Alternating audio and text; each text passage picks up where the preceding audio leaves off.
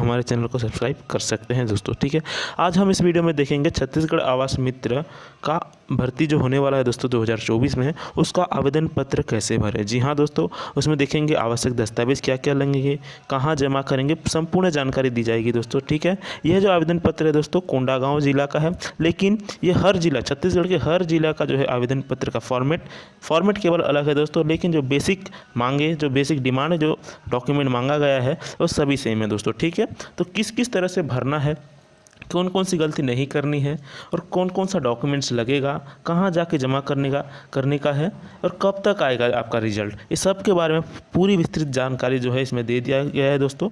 इसका पूरा लाभ उठाने के लिए दोस्तों आप हमारे इस चैनल में बने रहिए और इस वीडियो को एंड तक देखिए। ठीक है, चलिए स्टार्ट करते हैं।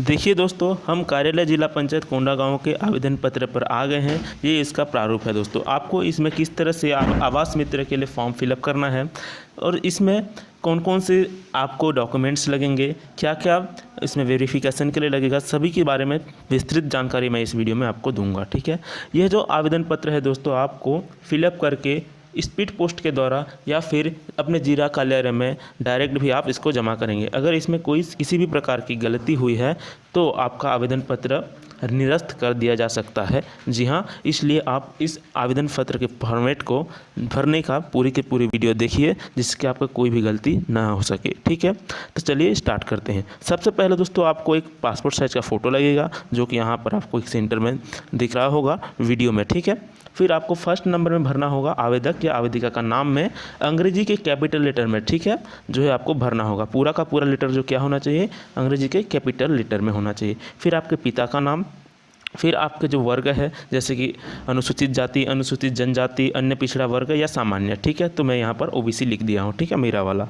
फिर उसके बाद यहाँ पर दिया गया है दोस्तों, क्या आप छत्तीसगढ़ के मूल निवासी हैं। जी हाँ, ये जो पोस्ट है आप जानते ही होंगे कि छत्तीसगढ़ के मूल निवासी के लिए ही है। तो यहाँ पर अगर आप छत्तीसगढ़ के मूल निवासी हैं तो हाँ लिखिए, और नहीं है तो आपका पोस्ट वैसे भी मतलब ये पोस्ट आपके लिए नहीं है, आपका रिजेक्ट कर दिया जाएगा। ठीक है, फिर यहाँ पर देखिए, क्या आप निःशक्त जन है, यानी कि आप कोई विकलांग है या नहीं। यदि हाँ तो है तो हाँ लिखेंगे और उसमें प्रतिशत दिया होगा, आपका जो प्रमाण पत्र होगा उस प्रतिशत को लिखेंगे, और नहीं है तो नहीं। ठीक है, इसको तो आप समझ गए होंगे। फिर आपका जो लिंग है पुरुष या महिला वो लिखेंगे, फिर आपका जन्मतिथि लिखेंगे जो भी, और उसके बाद यहाँ पर दोस्तों आपकी आयु 1/1/2024 के अनुसार जो अभी की वर्तमान आयु है।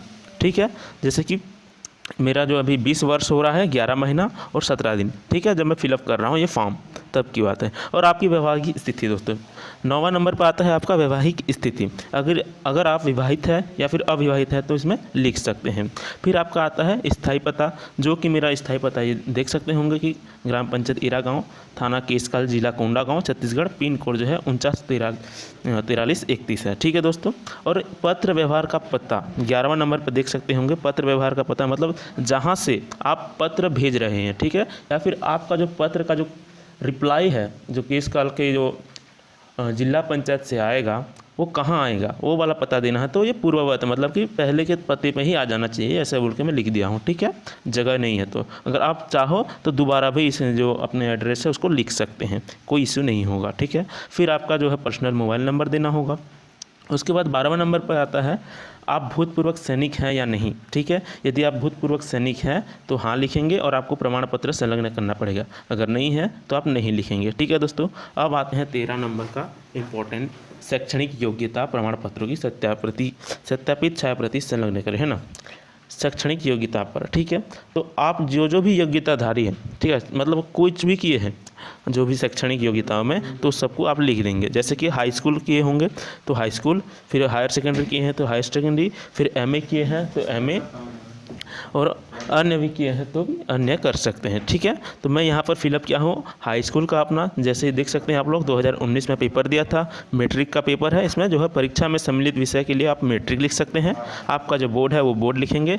जो प्राप्तांक है वो दोस्तों, वो प्राप्तांक और पूर्णांक दोनों को स्लैश डाल के लिखना है, फिर आपका परसेंटेज लिखना है। उसी प्रकार हायर सेकेंडरी का भी वही, आपका जो स्ट्रीम होगा वो विज्ञान है मेरा, इसलिए मैं विज्ञान लिखा, आपका जो होगा वो आप लिख सकते हैं। फिर वहीं पर आपका जो बोर्ड का नाम है CGBSC, और आपका जो प्राप्तांक और पूर्णांक, फिर आपका परसेंटेज, बस इसमें इतना ही फिलअप करना होगा दोस्तों। ठीक है, पहला पेज जो है आपका कंप्लीट हो जाएगा। उसके बाद सेकंड में आता है आपको आपका अनुभव, ठीक है। मतलब यदि आप किसी अन्य फील्ड में काम करते थे, जैसे कि बैंक सखी हो गया, या फिर महिला स्व सहायता समूह, या फिर कोई अन्य नौकरी में है, या कुछ भी है, ठीक है, तो आप उसको अपना जो अनुभव है वो यहाँ पर लिख सकते हैं। जैसे आपका कोई भी पद हो गया, मान लेते हैं बैंक सखी हैं, ठीक है, आपका नाम लिखेंगे, फिर उसमें पद नाम में आपका बैंक सखी, कब से कब तक थे ये भी लिखना होगा, ठीक है।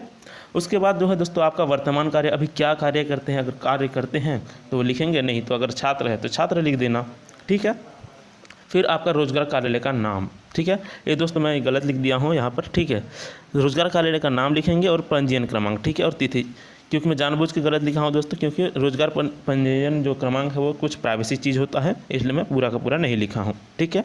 फिर यहाँ पर आपका आएगा आवेदक का हस्ताक्षर, ठीक है, आपको यहाँ पर अपना हस्ताक्षर देना होगा। फिर इतना सब होने के बाद एक घोषणा पत्र पढ़ लीजिएगा, जिसमें आपको दिनांक और स्थान का लिख देना पड़ेगा। उसके बाद जो है इसको आप स्पीड पोस्ट के द्वारा या फिर अपने ज़िला कार्यालय भेज करके अपना डॉक्यूमेंट जो है पूरी तरह से जमा कर सकते हैं, जिसमें आपका कुछ निर्णय लिया जाएगा परसेंटेज बेस पर, मेरिट बेस पर, या फिर किसी और बेस पर, ठीक है।